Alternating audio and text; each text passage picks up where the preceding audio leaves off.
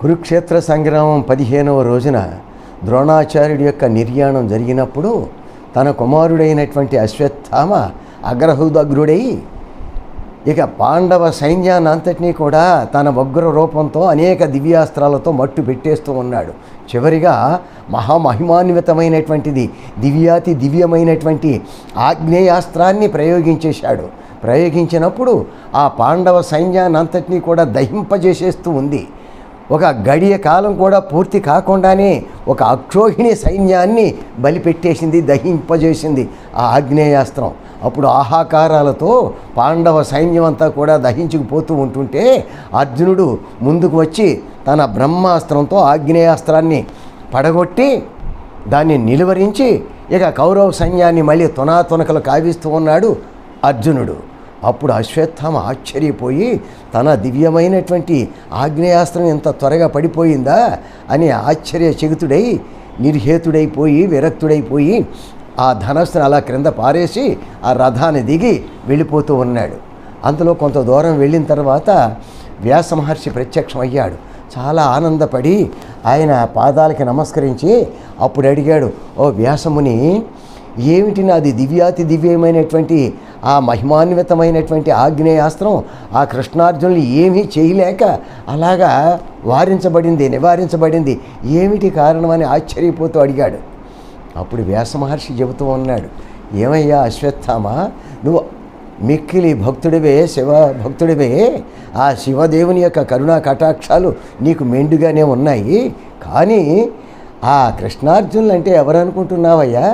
ముందు జన్మలో ధర్ముడికి దక్ష ప్రజాపతి యొక్క కుమార్తెల్లో ఒక కుమార్తె అయినటువంటి మూర్తికి పుట్టినటువంటి నారాయణుడు నరులే ఆ కృష్ణార్జునులు. వాళ్ళు నీకంటే కూడా కఠినమైన బదరికా వనంలో గొప్ప తపస్సు చేశారయ్యా ఆ పరమేశ్వరుని గురించి. అంచేత ఆ పరమేశ్వరుడికి వాళ్ళకంటే ఇష్టడు నువ్వు మాత్రం కూడా కాదు. ఇంకొక మాట కూడా ఏమిటి అంటే, నువ్వు ఒక పరమేశ్వరుడి యొక్క మట్టి ప్రతిమని చేసి దానికి ప్రాణప్రతిష్టను కావించి నువ్వు అర్చించేవాడివి, ఆ విధంగా తపస్సు నిర్వహించేవాడివి. కానీ కృష్ణార్జునులు ఆ విధంగా కాదు. నారాయణ నరుల రూపంలో వాళ్ళు లింగానికి వాళ్ళు అర్చన చేస్తూ గొప్ప తపస్సు చేశారయ్యా. ఇక పరమేశ్వరుడి ప్రతిమ కంటే కూడా, ప్రాణప్రతిష్ఠ జరిగినటువంటి ప్రతిమ కంటే కూడా లింగాకారానికి పూజ చేయడం అనేది అనేక రెట్లు ఫలితాన్ని ఇస్తుందయ్యా, అంతటి ఫలాన్ని పొందగలరయ్యా అని కూడా మనకి వ్యాస మహర్షి చెబుతాడండి. ఇక్కడే ద్రోణ పర్వం పంచమ ఆశ్వాసంలో చెబుతాడు. ఇక్కడ ఇప్పుడు అశ్వత్థామ, అంచేత వాళ్ళని ఎన్నటికీ కూడా నువ్వు ఓడించలేవు. కృష్ణార్జునులు అంటే సామాన్యులు కాదయ్యా, సాక్షాత్తు విష్ణువే. ఆ విష్ణువు సృష్టించినటువంటి నరుడే ఆ అర్జునుడు. అంచేత వీళ్ళిద్దరూ కూడా పరమ భక్తులు పరమేశ్వరుడికి.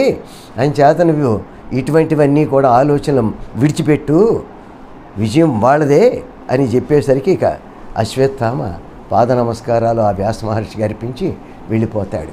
తదుపరి అర్జునుడు ఏమిటి అని ఆశ్చర్యపోతూ అతడికి కూడా ఈ ఒక సంశయాన్ని తెలుసుకోవాలనేటటువంటి ఆకాంక్షతో ఉన్నాడు.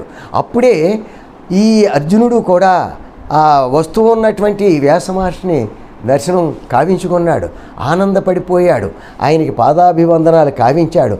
ఓ వ్యాసముని అని కూర్చోబెట్టి ఆయనకి పూజలు అవి కూడా సక్రమంగా చేసి అప్పుడు అడుగుతూ ఉన్నాడు అర్జునుడు, ఓ మహాముని, నేను యుద్ధం చేస్తున్నాను, కానీ నాకంటే ముందు, నా రథానికంటే ముందు భూమిని తాకకుండా ముందు నడుస్తూ ఒక ఆజానుబాహుడు, ఒక అగ్నిస్వరూపంతో ప్రకాశించేటటువంటి మహామహుడు అయినటువంటి ఆయన చేతిలో తళతళ మెరుపులు ఈనేటటువంటి తళుకులు ఈనేటటువంటి ఒక గొప్ప శూలాయుధాన్ని ధరించి ఉన్నాడు. భూమికి అంటకుండా ముందు నడుస్తూ ఉన్నాడు. ఆ శూలం నుంచి అనేకమైనటువంటి శూలాలు ఉద్భవిస్తూ ఆ కౌరవ సైన్యాన్ని దహింపజేస్తూ ఉన్నాయి, వినాశనం కావిస్తూ ఉన్నాయి, ఆ విధంగా పడగొడుతూ ఉన్నాయి. అప్పుడు నా బాణాలు తర్వాత తాగుతూ ఉన్నాయి, కానీ నా వల్లనే వాళ్ళు మరణిస్తూ ఉన్నారు, ఆ విజయం నా వల్లనే లభిస్తూ ఉందని అందరూ అనుకుంటూ ఉన్నారు. నేను మాత్రం ఏమిటి, నాకంటే ముందే ఒక మహానుభావుడు తన శూలాలతో వధిస్తూ ఉన్నాడు, తర్వాత నా బాణాలు వెళ్ళి వాళ్ళకి తగులుతూ ఉన్నాయి, ఏమిటని ఆశ్చర్యపోతూ ఉంటాను ప్రతిరోజు కూడా. ఈ సంశయ నివృత్తి కోసం, నీ దర్శన భాగ్యం కోసం చూస్తుంటుంటే మహానుభావా, నువ్వే, నీ భాగ్యం, నీ దర్శన భాగ్యం నాకు లభించింది అంటాడు. అంటే అప్పుడు వ్యాస మహర్షి నవ్వుతూ అంటాడు, అర్జున, నువ్వంటే చాలా ఇష్టమయ్యా పరమేశ్వరుడికి. ఆ ముందు జన్మలో మీరు ఎంతటి గొప్ప తపస్సు ఆచరించారో ఆ ప్రీతి అలా ఉండిపోయింది. ఆయన పరమేశ్వరుడు బోళాశంకరుడు త్వరగా కరుణా కటాక్షాలు చూపించేవాడు కదా. నువ్వు లోగడ గొప్ప తపస్సు చేసినప్పుడు పాశుపతాస్త్రం మొదలైనటువంటి దివ్యాస్త్రాలు కూడా నీకు ఇచ్చాడు కదా. నువ్వంటే అమితమైనటువంటి ప్రేమ ఉంది. ఆయన భక్త పరాధీనుడు కదా. ఆయన ఎవరో కాదు, సాక్షాత్తు పరబ్రహ్మ స్వరూపుడు, అనాథులైనటువంటి జగన్మాత, ఆ జగదేక దేవుడు, మహాదేవుడు అయినటువంటి ఆ రూపాలే ఇరువురిలోనూ కూడా ఆయనలో ఉన్నవి. అటు ప్రకృతి స్వరూపము, జగన్మాత అయినటువంటి ప్రకృతి స్వరూపము, ఆ పురుషుడైనటువంటి మహాపురుషుడైనటువంటి ఆ పురుష స్వరూపము రెండూ కూడా ఏకాత్మగా ధరించినటువంటి ఆ మహనీయుడు ఎవరో కాదయ్యా, త్రినేత్రుడైనటువంటి పరమేశ్వరుడే.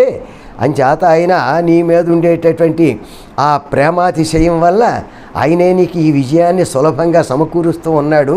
అర్జున, ఆ పరమేశ్వరుడు యొక్క కరుణా కటాక్షాలకి, ఆయన దివ్యమైనటువంటి అనుగ్రహానికి నువ్వు పాత్రుడు కాబట్టి నీకు ఈ విజయం కూడా చాలా సులభంగా నీకు ఆయన వల్ల లభిస్తుందయ్యా అర్జున అన్నాడండి.